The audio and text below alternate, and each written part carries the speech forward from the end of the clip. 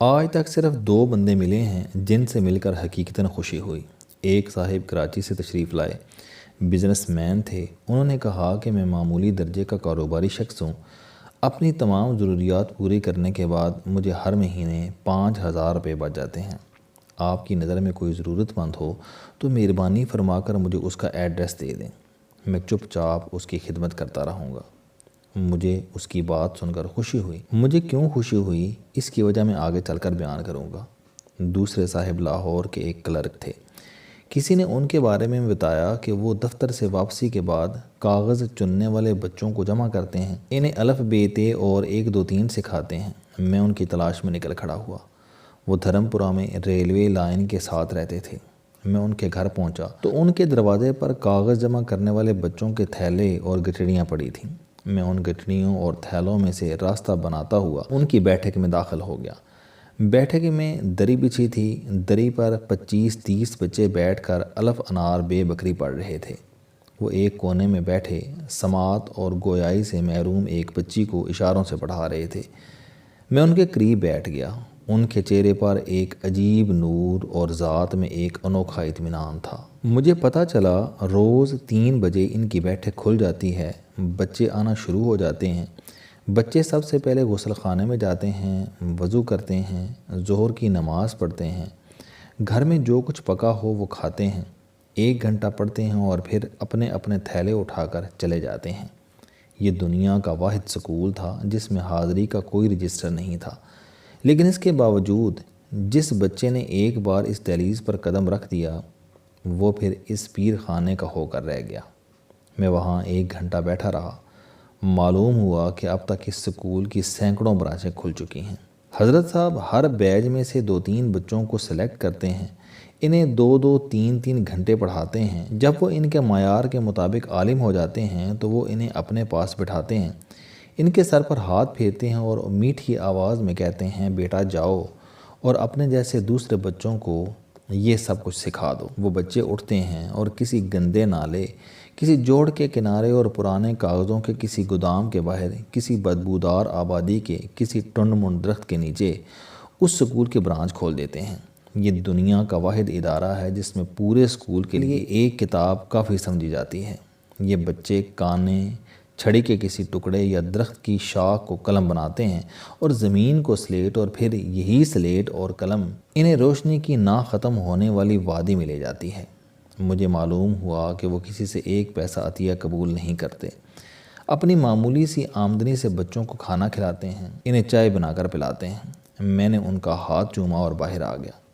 مجھے ان سے مل کر بے انتہا خوشی ہوئی۔ مجھے کیوں خوشی ہوئی میں اب آپ کو اس کی وجہ بتانا چاہتا ہوں۔ جب بھی ٹیلی فون کی گھنٹی بجتی ہے، میں جو بھی خط کھولتا ہوں، جو بھی ای میل پڑھتا ہوں، اس میں یا تو امداد کی درخواست ہوتی ہے یا کسی NGO کا تعارف یا پھر کالم لکھنے کا ملفوف مطالبہ۔ کوئی کہتا ہے کہ میں 50 لاکھ روپے کا مقروض ہوں، مجھے کسی سے 25-30 لاکھ روپے لے دیں۔ کوئی کہتا ہے کہ میں ملک سے باہر تعلیم حاصل کرنا چاہتا ہوں، میرے لیے 20-25 لاکھ روپے کا بندوبست کر دیں۔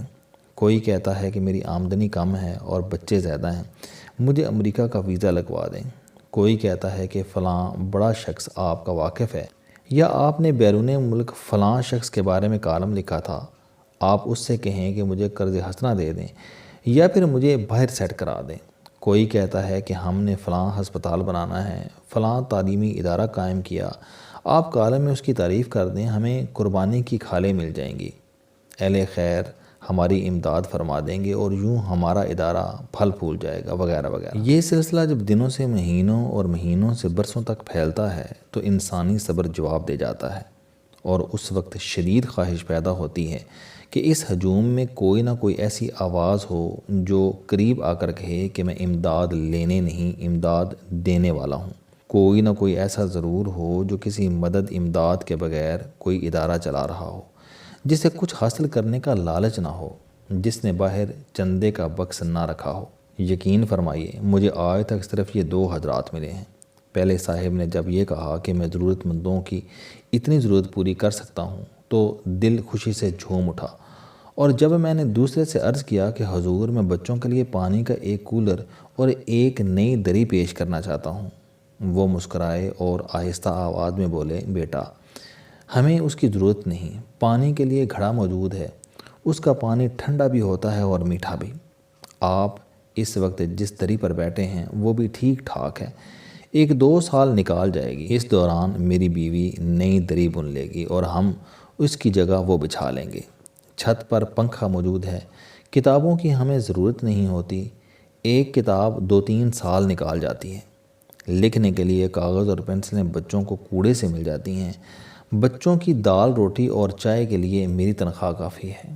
ہاں البتہ کبھی کبھی وضو کے لیے پانی کم پڑ جاتا ہے، لیکن وہ بھی بچے سرکاری نلکے سے بھر لاتے ہیں۔ بس اللہ کا کرم ہے، ہم بہت سکھی، بہت خوش ہیں۔ میں نے رقم کے لیے اصرار کیا تو وہ خوشبودار لہجے میں بولے، بیٹا اللہ کو اوپر والا ہاتھ نیچے والے ہاتھ سے زیادہ پسند ہے، تم نہیں چاہتے کہ ہم اللہ کے پسندیدہ بندوں میں شامل رہیں؟ میں نے عرض کیا کہ میں اللہ کے لیے دینا چاہتا ہوں۔ انہوں نے کہہ لگایا، لینے والا ہاتھ اللہ کا نہیں ہوتا، یہ ہاتھ، انہوں نے ہاتھ آگے بڑھایا، یہ ہاتھ جس دن پھیل گیا یہ اللہ کا ہاتھ نہیں رہے گا۔ میری آنکھوں میں آنسو آ گئے، میں نے اینک اتاری اور بڑی احتیاط سے وہ آنسو اپنے رومال میں سنبھال لیے۔ وہ شخص بھکاریوں کے اس ملک میں میری زندگی کا پہلا سخی تھا۔ السلام علیکم، آپ سٹوڈنٹ ہیں، کوئی جاب کرتے ہیں، کاروبار کرتے ہیں، یا پھر آپ گھریلو زندگی گزار رہے ہیں۔ اگر آپ اپنی زندگی کو بدلنا چاہتے ہیں تو اس چینل علم دوستی پر آپ زندگی میں کامیابی کے لیے جاوید چوہری صاحب کے موٹیویشنل، سوشل، سیلف ڈسکوری سے ریلیٹڈ اور صحت سے متعلق بے شمار کالم سن سکتے ہیں۔ میرا دعویٰ ہے کہ یہ چینل آپ کی زندگی بدل دے گا۔ اس چینل کا مقصد اچھی باتیں معاشرے میں پھیلانا ہے اور اچھی بات کو دوسروں تک پہنچانا صدقہ جاریہ ہے۔